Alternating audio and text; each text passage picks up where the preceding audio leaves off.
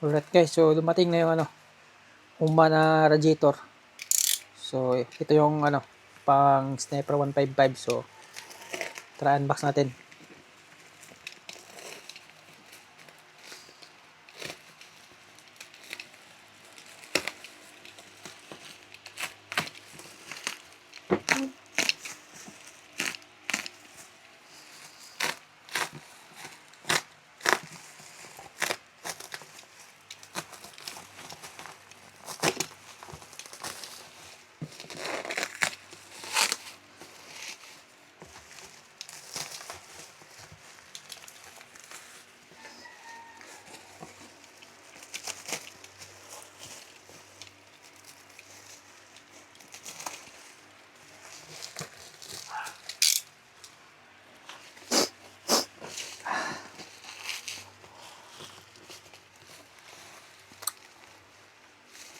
Yan guys, Y16ZR.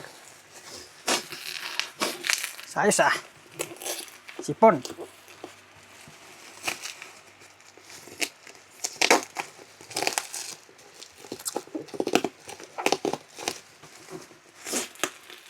So to, galing mismo sa UMA shop, official store. So yan sign logo na original. Made from high grade aluminum, superior cooling capability, thicker and wider, quick heat disbursement, applicable for big bore. So mga loaded pwede. 40% larger than the standard radiator. Tapos improve cooling up to 30%. Volume increase 90%. So siya, 90 ml. So yan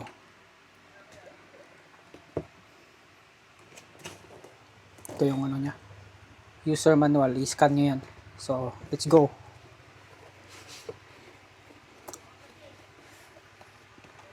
Box.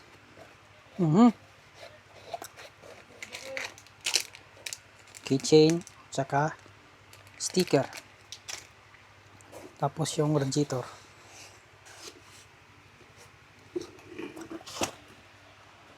Uy, maliit pala. Kasing liit ng So kanina nag-unbox tayo ng Ataka. Magkasing liit lang sila. Malapad lang yung Ataka dito. So yan dapat kabayo. Kabayo yung dito. May white. Tapos yung niya, maganda dito. So plug and play to. Naka-design to sa Sniper 155.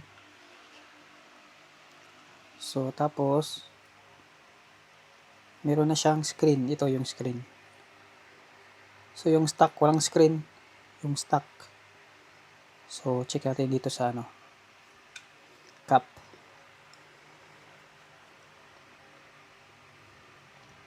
Yan never open when hot.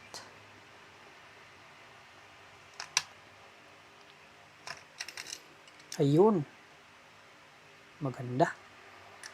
So maganda to sa mga sa mga city drive.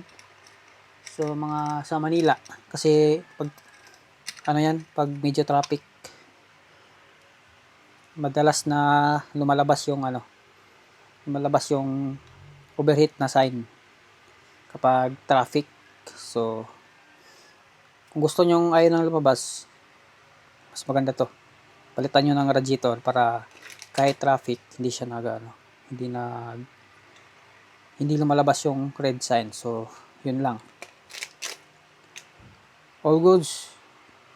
UMA Rising na radiator 290 ml. So for Sniper 155. Alright.